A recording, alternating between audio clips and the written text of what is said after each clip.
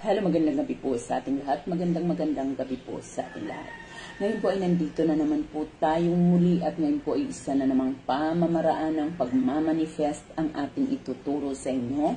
Gamit po lamang ang ating luya, fresh na luya at bigas, ganun din po ang barya. So ilalagay mo lamang ito sa ilalim ng iyong tulugan. So kung kayo po ay naniniwala sa mga pampaswerte, may positibo kayong isipan at nais umangat ang inyong buhay, ito po ay ating gagawin.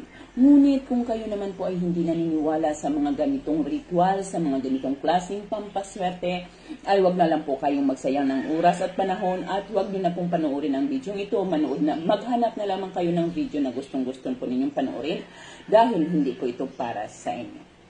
Ngunit kung kayo ay naniwala sa pampaswerte at gustong swertihin sa buhay, lalo na kung tayo ay masipag sa buhay, may dedikasyon at lagi tayong nagdarasal, tara na at subukan natin ang pampaswerte nito. So kailangan po natin dito ng luya. So sa pagmagsabi po, pwede po bang gumamit ng turmeric? Hindi. Kailangan po natin ito ng fresh na luya.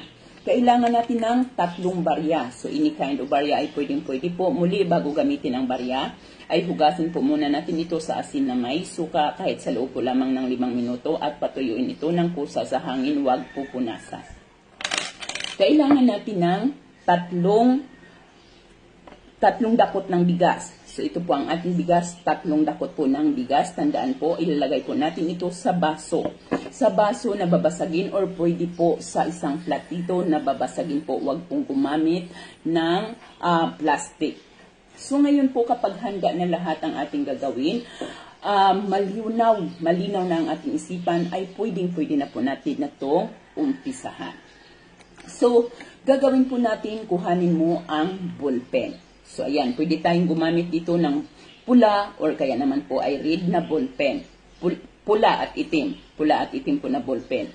So yun po lamang ballpen ang pwedeng gamitin, pula or kaya naman po ay black. So sa luya po ay isulat mo ang iyong pangalan ng 3 beses. Pangalan mo, kumpletong pangalan. So, alimbawa ako si Marivic Dornan. So, yan, Marivic Dornan. So, yan, Marivic Dornan. Basta guys, 3 beses. Pwede pong paikot hanggang sa mapuno tong luya mo kung medyo mahaba ang pangalan. Marivic Dornan. So, ayan guys, naisulat ko na po yung pangalan ko ng 3 beses. Yan. So, ayan. Pagkatapos mo po nitong maisulat ang yung pangalan, ay kuhanin mo ang baso or ang platito kung saan mo nilagay ang 3 dakot na bigas. Pagkatapos ay ilagay mo itong ating luya sa taas nito.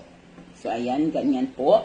Ngayon po, pagkatapos, mailagay ang ating luya, ay ilagay mo naman ang mga barya. Paharap po sa inyo guys, ang tao.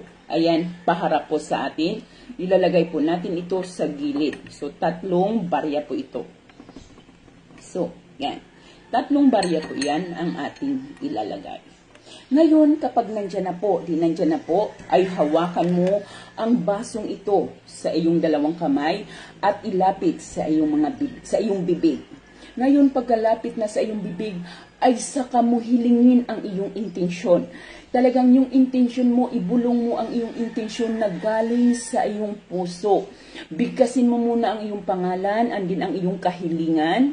Bigkasin ang iyong pangalan, iyong kahilingan.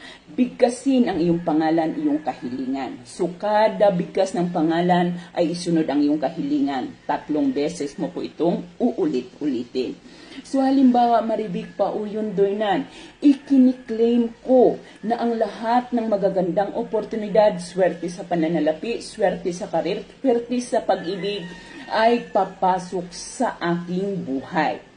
Ikiklaim ko Ako si Maribig Paoyon Dornan, ikiniklaim ko na ang lahat ng oportunidad, lahat ng mga magagandang oportunidad, swerte sa buhay, swerte sa pananalapi, swerte sa pag-ibig ay dadating sa aking buhay. Bigkasin mo po yan ng paulit-ulit ng 3 beses na talagang nanggagaling dito sa inyong puso. Yung talagang habang binibigkas mo ito ay talagang nafe-feel mo ang power, nafe-feel mo ang kapangyarihan ng universe.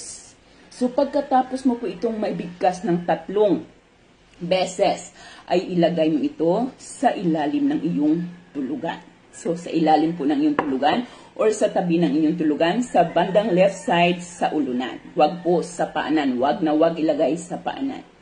Pagkatapos po ay hayaan mo ito doon ng 3 gabi. So kada gabi bago ka matulog ay kukunin mo ito at bigkasin mo ulit ang inyong intensyon na nanggagaling dito sa ating puso. Talagang habang binibigkas ito ay talagang positibo tayo na mangyayari ang ating ninanais.